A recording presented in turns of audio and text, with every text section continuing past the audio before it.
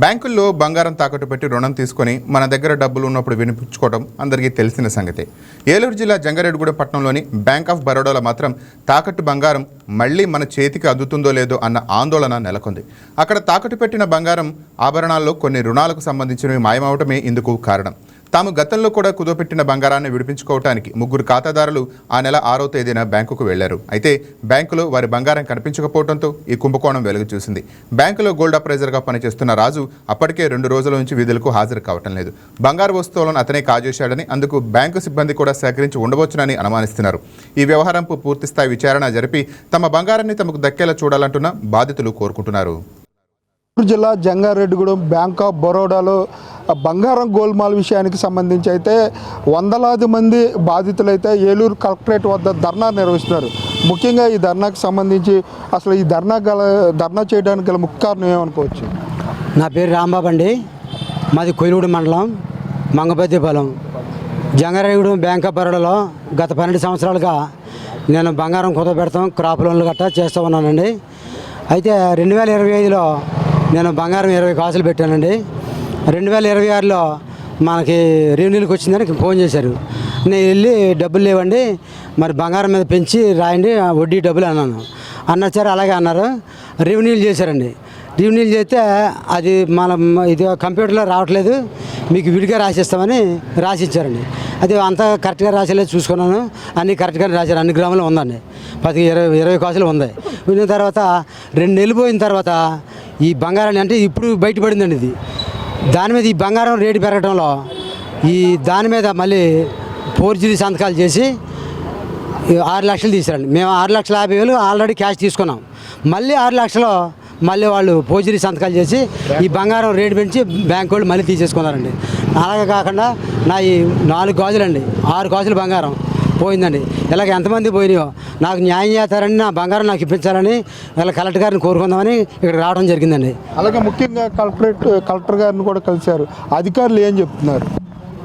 గత 10 రోజుల నుంచి బాధితులు జంగారెడ్డిగూడెం బ్యాంక్ ఆఫ్ బరోడా దగ్గర ఆందోళన వ్యక్తం చేస్తున్నారు. వాళ్ళని ఒక్కొక్కటి వెరిఫికేషన్ చేస్తున్నారు అప్రైజర్స్ని పెట్టి. మొత్తం 2600 మంది బాధితులు ఉంటే ఇప్పటికీ సుమారుగా సగం మంది బాధితుల్ని వెరిఫికేషన్ జరిగింది. ఈ సగం మంది బాధితులలో గోల్మాల్ చూస్తే సుమారుగా ఇప్పటికి 5 నుంచి 6 కేజీల బంగారం గోల్మాల్ జరిగినట్టుగా స్పష్టంగా కనపడతా ఉంది. ఈరోజు కలెక్టర్ గారి దగ్గరికి వెళ్ళడం జరిగింది. కలెక్టర్ గారు మేము ఇప్పటికే వెరిఫికేషన్ చేస్తున్నాము, వెరిఫికేషన్ ప్రాసెస్ పూర్తయిన వెంటనే వాళ్ళ మీద కేసు కట్టి మీ బంగారాన్ని మీకు ఇచ్చేలాగా ప్రయత్నం చేస్తామని కలెక్టర్ గారు చెప్పారు. మేము ఒకటే అడిగాము మేడం గారిని, బ్యాంక్ అధికారులు సరిగా స్పందించట్లేదు, వాళ్ళకు భరోసా కల్పించాలి ప్రభుత్వ బ్యాంకు తరఫున అని చెప్పడంతో మేడం గారు రీజనల్ LDM గారిని పిలిపించి ఈరోజు సాయంత్రం లోపల లీడ్ బ్యాంక్ మన రీజనల్ మేనేజర్ తోటి ఒక పత్రికా ప్రకటన కానీ ఒక వీడియో ప్రకటన కానీ ఇప్పించి బాధితులకి మేము హామీ కల్పిస్తామని చెప్పేసి కలెక్టర్ మేడం గారు హామీ ఇచ్చారు. ఇప్పటికైనా కానీ ఆ యొక్క విచారణ పూర్తి చేసి వారి బంగారాన్ని వారికి రిటర్న్ ఇప్పించాల్సిందిగా మేము కోరుతున్నాం. వారి యొక్క ఆందోళనకు CPM పార్టీ పూర్తి మద్దతు తెలియజేస్తా ఉంది. ముఖ్యంగా చెప్పండి, మీరు ఎక్కడి నుంచి వచ్చారు? మీరు ఎన్ని గాజులు బంగారం? జంగారెడ్డిగూడెం అండి. నా పేరు వై సుధాకర్. 32 కాసులు వడ్డాణం అండి. అది ఆ వడ్డాణం లేపేశాడండి. దానికి వడ్డాణం బదులుగా చేతికి పెట్టుకుని ఇత్తడి కడియం పెట్టాడండి. అంటే మీ వడ్డాణం బదులు ఇత్తడి కడియం పెట్టారని మీకు ఎలా తెలిసింది? వెరిఫికేషన్లో చూపించారు.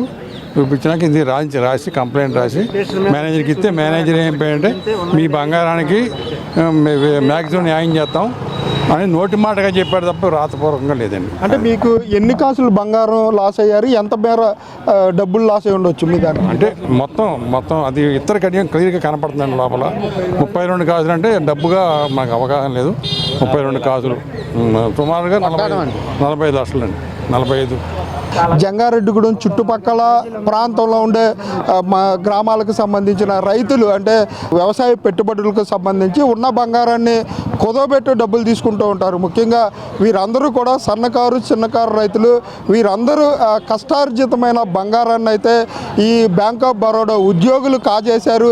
దీనికి సంబంధించి ఏలూరు కలెక్టర్కి కూడా ఫిర్యాదు చేశాము. అంటే కలెక్టర్ గారు ఒక స్పష్టమైన ఆదేశాలు ఇచ్చి మా బంగారాన్ని మాకు ఇప్పించాలని చెప్పి బాధితులు కోరే పరిస్థితులు అయితే ఇక్కడ కనపడుతున్నాయి. కెమెరా పర్సన్ మధుతో మురళి, YK న్యూస్, ఏలూరు జిల్లా నుంచి.